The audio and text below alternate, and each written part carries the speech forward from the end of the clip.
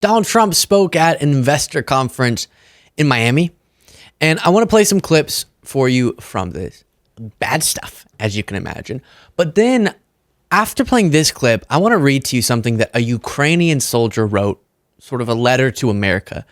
And it's pleading, understandably so, with people to think for a second about what it is that Trump is doing and saying. So let me start with this. Again, him doubling down on his vitriol for Zelensky, the president of the country defending itself against a war of aggression. And he just tells lie after lie after lie. And then I'll read that note to you. If you appreciate this show, please do click the subscribe button and the join button below. But think of it, a modestly successful comedian. President Zelensky talked the United States of America into spending $350 billion to go into a war that basically couldn't be won, that never had to start and never would have started if I was president, not even a chance. And it didn't start for 4 years, never would have started. But a war that he, without the U.S. and Trump, will never be able to settle. They'll never settle that war without our involvement. That's why they did such a great job this weekend. That's why Saudi Arabia did such a great job this weekend in hosting. The United States has spent $200 billion more than Europe, and Europe's money is guaranteed. They get their money back. It's a form of a loan. Nobody knows that. I know that. I said, why isn't somebody saying, we do it the same way? And we spent much more money. We have to equalize. But while the United States gets nothing back, so they get their money back. It's a loan. We just give our money. And we had a deal based on rare earth and things, but they broke that deal. But they broke it 2 days ago. We had a deal because I said, we're spending $350 billion, and Europe gets their money back in the form of a loan, and we don't. We're just giving the money hand over fist. That's the Biden administration for you. So essentially nothing that came out of his mouth there was accurate. And I've spent a bunch of time recently, so to not be too redundant, I won't go through all the specific numbers, but just find those past segments. But the $300 billion number, the fact that none of ours are loaned, a bunch of our money that we've spent relating to Ukraine is in the form of things they have to repay us for. And his calculations around Europe and his statements about a deal was broken, an agreement was violated. No, you offered something to Ukraine saying, give us more. In essentially, he's acting like they need to give us reparations for the war. And I've been misstating, I don't know why I did this. It was just a complete brain fart. A stat that was provided in an article that we read about how Trump is demanding more as it compares to GDP of Ukraine than was demanded of Germany. I've been saying after World War II. I meant to say after World War I. And so he's acting like they're the ones who are responsible for what's taking place. And we've, again, since the war started, been debunking those claims as they go along. But instead of just me flapping my lips more, let me read for you Dmytro Tejevsky, who is a Ukrainian soldier. And Chris Jackson says, wow, this post from a Ukrainian soldier says it all. And he says, America, I have a question for you. You chose Donald Trump as your president. Not me. Dmytro, not me. You chose Donald Trump as your president, and today your president picked up the phone and called the world's #1 terrorist. Not to demand justice, not to hold him accountable, but to talk, to negotiate, to treat him like a legitimate leader. Here's Dmytro, by the way. So tell me, how do you feel about that? Would you have accepted a president who called bin Laden after 9/11? Would you have justified sitting down with ISIS? Because that's exactly what just happened. I've buried brothers because of Putin. I've seen civilians executed, children crushed under rubble, entire families wiped off the earth. And yet Trump, your leader, just gave that monster a seat at the table. For 3 years, Ukraine has been fighting for survival, standing on the front line of freedom. The American people have stood with us and will always be grateful for that. But now, your president stands with our enemy. So I'll ask again, America, how do you feel about that? Well, Dmytro, some of us feel horribly. Some of us feel absolutely horribly that it's not just that Trump wants to negotiate. It's not just that he speaks about Putin like he does, but he also just lies. He just lies and lies and lies to build up a premise that then his whole audience accepts. So then they move forward with that assumed misunderstanding this entire conflict. And it is disturbing that he continues to say things like this. Like a fiddle. He played him like a fiddle. That's an expression we use, Yasser, to say that he's pretty easy. A dictator without elections. Zelensky better move fast or he's not going to have a country left. Got to move. He's wrongly describing Zelensky as a dictator. And he doesn't ever say that about Putin.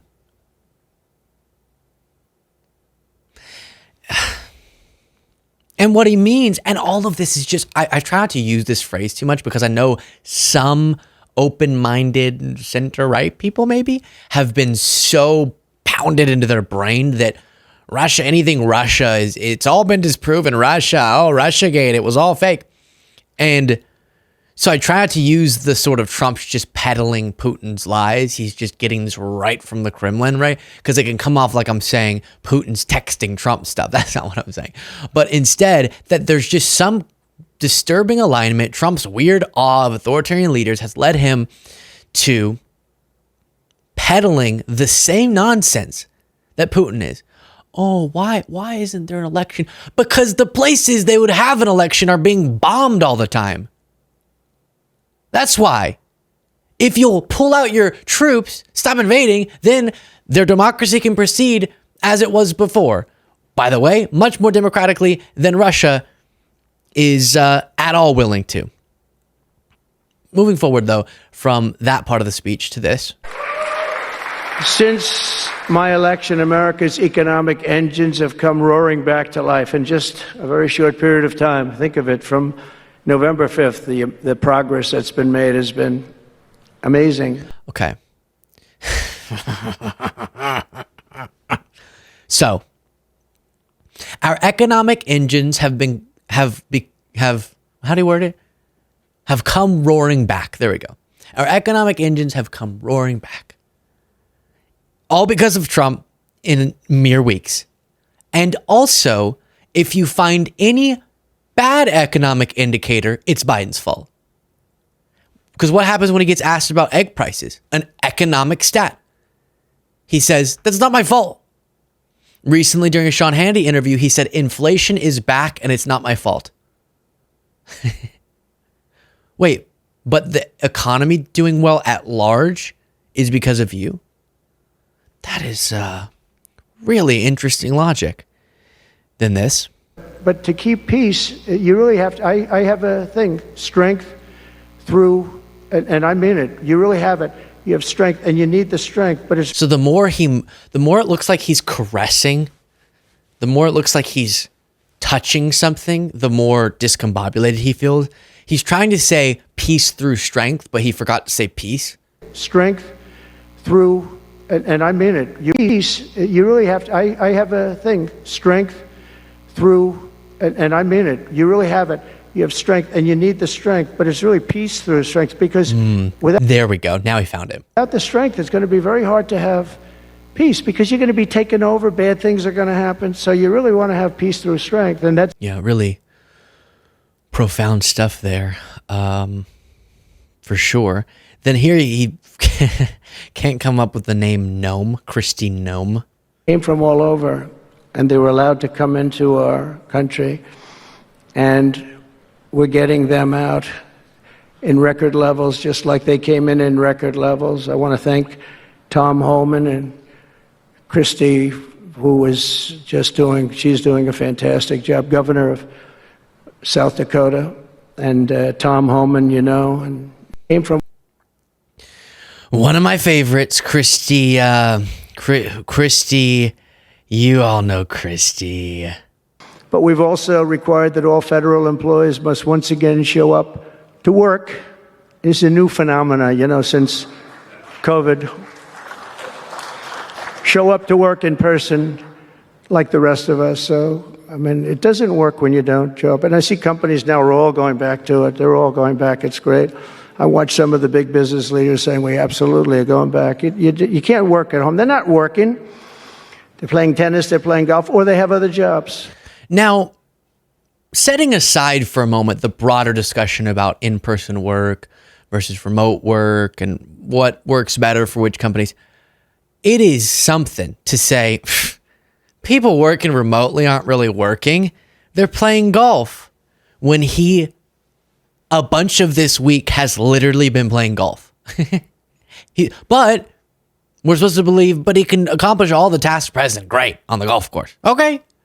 But you don't hold that same standard with other people. Now, I will say, it's not as simple as any company or even the federal government demanding that people work in person necessarily is bad. It's just which role are you in? If it's one that they found you can be really productive remotely, great. If not, then it's, a decision to be made between the employer and the employee as it pertains to that broader discussion. But some hypocrisy there that Mr. Golf Man, who so many days of his presidency, I think he tallied up like a whole year of his first presidency, that many days he golfed in them.